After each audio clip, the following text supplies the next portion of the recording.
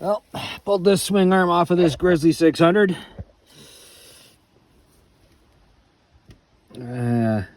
It's right full of oil.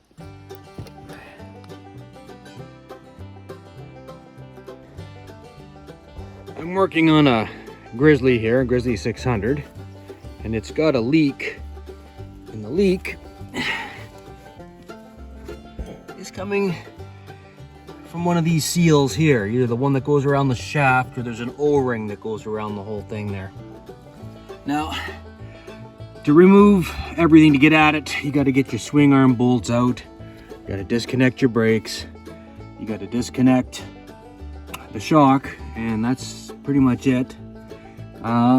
This boot, depending on where your clamp is, it might be turned in an awkward place like it was with mine. I had a heck of a time getting the inner one off, but it's off now. So the next step is I am going to take these 4 bolts off that go around it, and I'm going to see if I can't pop that whole thing out.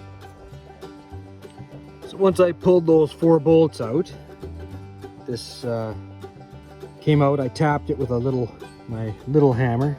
I don't know where I put it now. Yeah, there it is.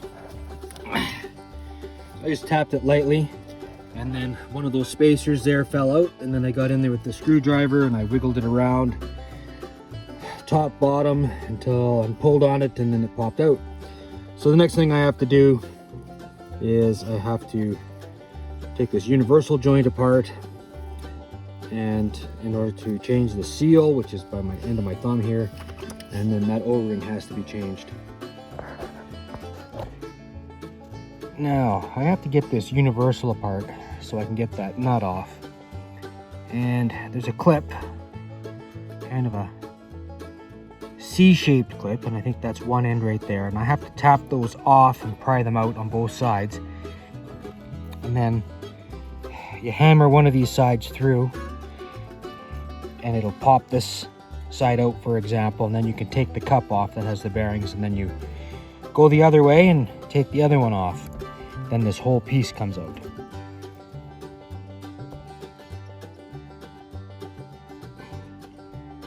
So when you hit on the one side, the other side will push through until you can pull it off.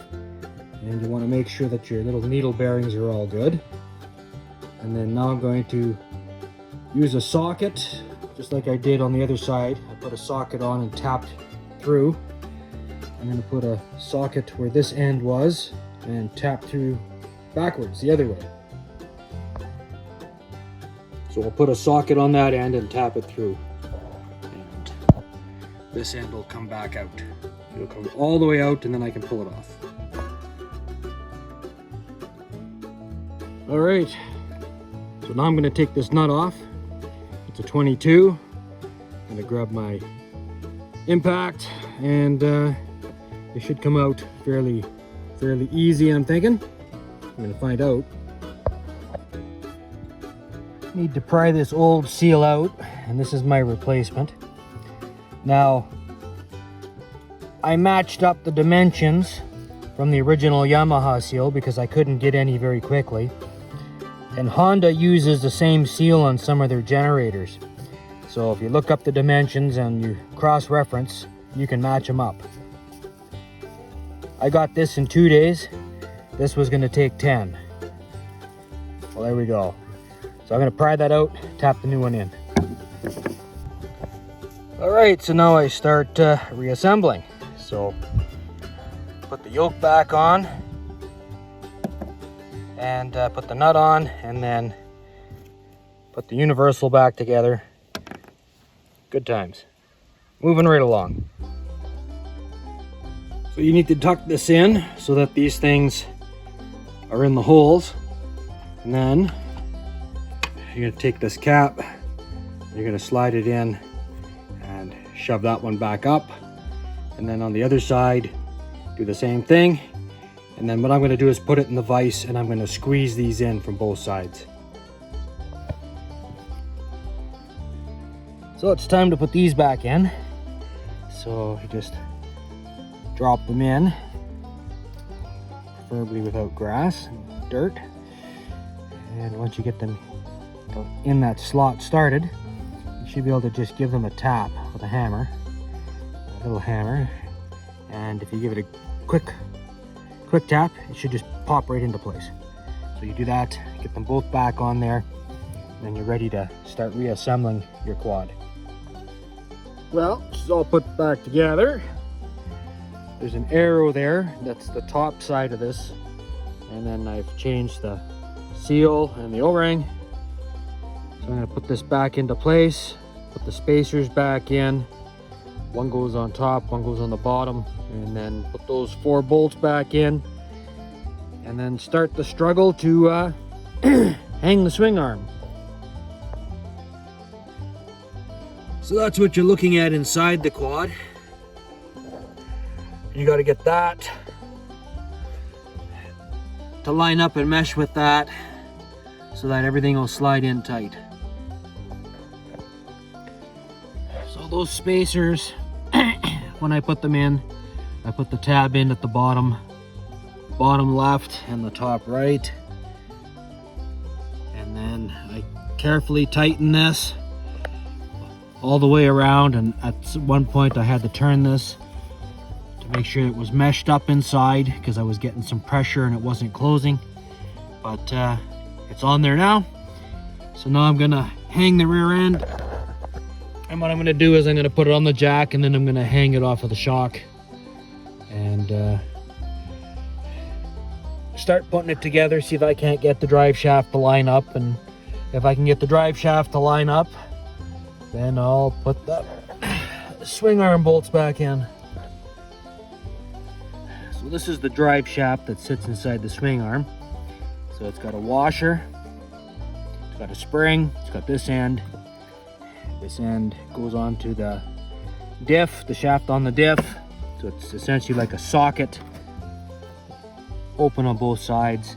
This end goes into the yoke that we just played with the universal joint. So the trick is to get this to line up after you have the swing arm hanging in place. It's going to be fun. So I have it hanging off the shock. Now what I'm going to do is I'm going to hook a ratchet strap over on the back there where the hitch is. I'm going to pull the swing arm backwards to give myself some space so I can try and line up that yoke onto the drive shaft, but I also have to put that rubber boot on, and so that's what's going to make it hard. So I'm going to put the boot on onto the motor side and get this pulled back and then see what I can do. This is tricky to do by yourself. So I've got some straps, one pulling it back and one lifting it up. I put the boot on.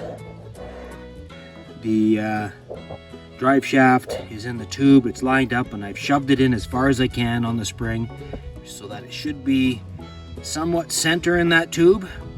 And now comes the fun part. Now I have to try to get the yoke to line up. So that means I have to do 3 things at the same time. I gotta center the shaft, center the yoke, and move the swing arm at the same time. So I'm gonna give myself a bit more slack so I can move it, but not too much. I'm gonna need a fresh dose of patience, I think. Well, I loosened that strap off a little bit. I put the jack under it to hold it up, and I turned this after the two were kind of touching, and then I just kept turning it, wiggling the whole thing and trying to push it forward, and finally it jumped on. So I'm not going to worry about that boot right now. I'm going to try and get those swing arm nuts in to hold it in place, and then I'll fight with the boot. And in hindsight, I should have probably put the clamp on first. Now I'm going to have to wrap the clamp around it. Oh well. A little bit of wiggling, and if you look up from behind, you can see where your swing arm bolt is coming through. into the tube. Then you can line it up, and once you get it to start, go around to the other side, do the other side. The other side is just a bolt, so tighten the other side first, then tighten this one with the Allen key, and then this nut locks it in place. So all I have left now is to hook my brakes up and put the vent tubes to the diff and the drum back on. Well, the brakes are fairly straightforward to put back on. Just pull the rubber off, slide it through, like that. Pop that through, and then slide the rubber back on. Then put the barrel in, slide that through the barrel. Well, spring first, through the barrel, and then the wing nut. So, piece of cake. There we go. Just have to put the tires on, put oil in the motor, and that last clamp on that boot, and I'm done.